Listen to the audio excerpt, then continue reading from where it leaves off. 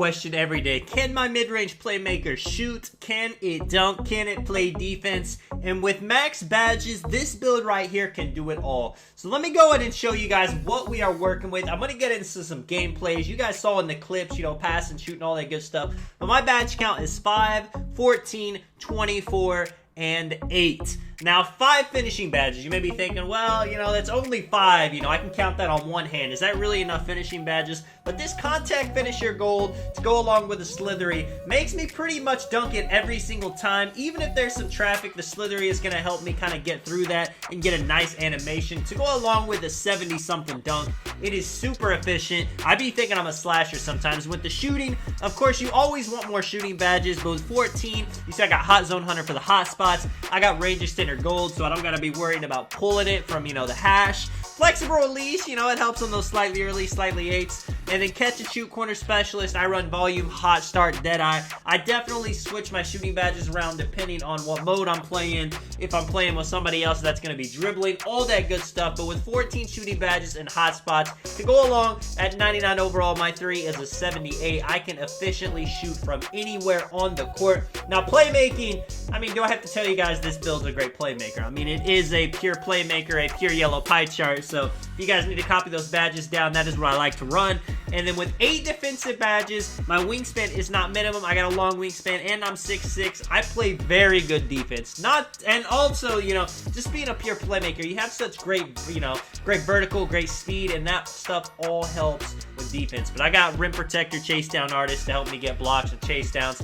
Clamps to body up people, you know, they're not going to run through me to the paint. Rebound chaser to help with those rebounds. I don't run anything too high usually. I have a lot of bronze badges because on defense, those bronze badges come in handy. You can see my my physical attributes. You see, I'm a 94 speed right now. That's at 98 overall. I will have a 99 speed whenever I have 99 overall on this build. And I have the weekly workout done. Same thing with acceleration, high 90s. Vertical is going to be almost an 80. And strength, you know, I'm not going to be guarding centers, so I don't need strength all that much. But you guys are going to see a lot of what this build can do in this game right here.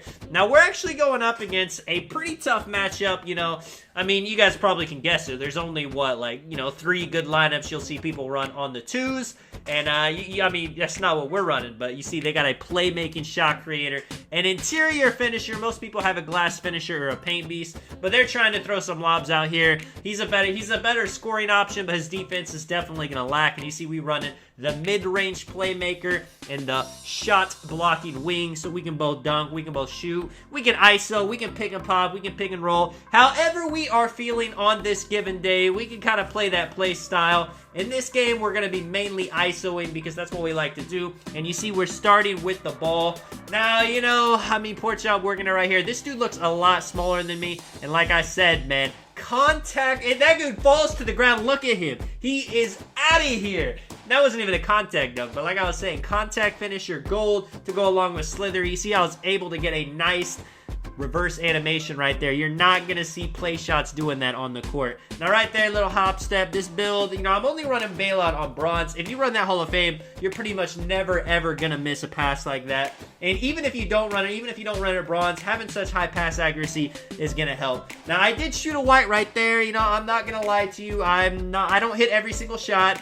This build, you know, it has mid-80s, mid-range, and a, you know, basically a high 70s 3. You know, with badges, I shoot 56 from 3, about 60-something from the field. But the only way you're hitting every shot this year is if you have a 99 midi and a 99 3. It's just how the 2K is and how it should be. Poor job running past this interior all the way to the paint. An interior finisher, though, a lot of people think they're bad defenders. They actually have pretty good defense, plus the verticals to help them. This dude leaving me open. I missed one. Why wouldn't I miss another? Now, again, another white right there. My shot timing is not on this game. You know, it's definitely on me. It's not really on 2K, but I'm able to hit a white. That says a lot. Hit him with a little spin back right there. I don't care that I shot 2 whites for my first 2 shots, man.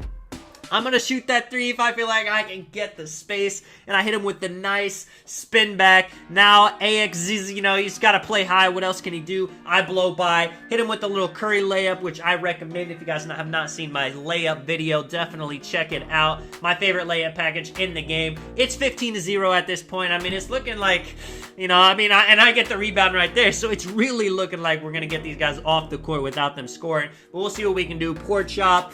Hey man, shot blocking wing. If you guys want the build, I have a build video on it. He's dunking through this interior finisher. I would have told I would have told the interior finisher not to jump right there, and because he didn't jump, he actually gets dunked on. But hey man, it is what it is. Dot and pork chop in the corner again. He's definitely not gonna miss again, but he gives him the ball. It's red though. Time to show you guys what this defense is all about. Now I get hit with a big body right there. I'm usually telling pork chop not to pick up on screens because I know a lot of people, they like to play, pick up on screens. They don't want to get him to get free threes. But with longer wingspan, being a better defensive build than a play shot is, I am able to fight through screens really well. They get a bucket right there, man. That is what the interior finisher is on the court to do out here. Hit contested layups like that. I mean, it was pretty good defense. And that's kind of how they're playing. They're doing this little ISO ball, having the center go at the guard. Or, I mean, it would be a center, but pork chop's a guard. And he got a contact dunk right there. I mean, so if he scores again, maybe I'll try to help. Maybe I'll try to go for a poke. But with pork chop's build, having Hall of Fame defensive badges, I'm not too worried about these dudes, trying to get 21 points like this. But he does get a second contact dunk in a row. I don't know if interior finishers are more OP this year or less, but, I mean, it really seems like they're basically unstoppable when they just get a contact dunk every single play. And he doesn't even have slashing takeover yet. You already know once he gets slashing takeover, it will be a contact dunk every time, and you're not doing anything. Now, right there, I'm trying to bait him into a pass. It doesn't work, but he gets the pass anyway. 9 seconds left. I'm not sure if this dude didn't have all his badges or whatever, but he was not wanting to be aggressive. Pork chop gets the board over his back. Now, I could have shot that, but hey, man, I want to show you guys that little flick layup one more time. I mean, you see the contest. Usually that would be a bad layup, but with the Steph Curry layup package, you do not get crazy contests all the time. It actually lets a lot of those go in. 6-19. All we got to do is end the game. I'm telling Pork Chop, keep giving you the space. Pull the midi. Don't be afraid. Get him out of here, man. 5 for 6. 1 for 1 from 3. And just, just to add cake on the top. Add, a little something extra to the video. This is just a super quick gameplay. Nothing crazy. Basically, we don't miss. It's an efficient game. It's kind of showing you, that game was more of like a realistic approach. I whited some shots, all that good stuff. But this game shows you when you're on how you could really just get teams off, especially on the twos, super, super quick. Max badges, you can definitely run this on the threes. And I was going to throw an oop to him, makes me self-oop, missed the shot, all that good stuff.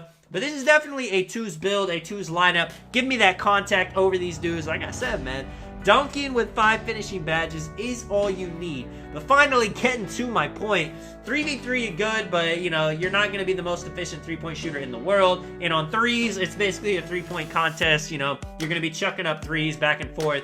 And, if you have an off game, it's really going to hurt. So would I recommend this build on the threes?